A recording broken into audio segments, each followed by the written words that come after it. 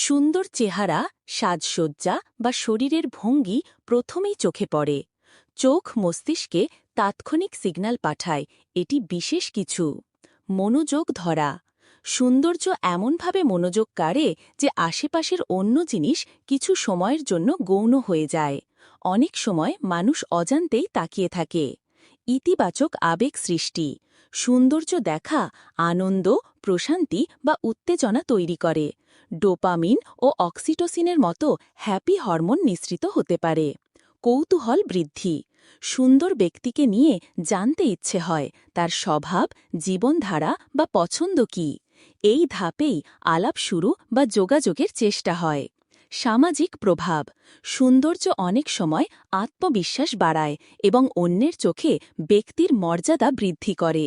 মানুষ ধরে নেয় সুন্দর ব্যক্তি বুদ্ধিমান, সফল বা জনপ্রিয়। হ্যালো এফেক্ট, আবেগিক সংযোগের চেষ্টা।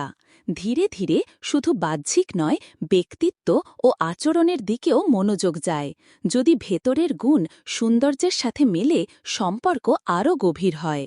দীর্ঘমেয়াদী প্রভাব, প্রাথমিক আকর্ষণ যদি চরিত্র ও আচরণের সমর্থন পায় তাহলে সম্পর্ক স্থায়ী হতে পারে। শুধু বাহ্যিক সৌন্দর্য হলে সময়ের সাথে প্রভাব কমে যায়।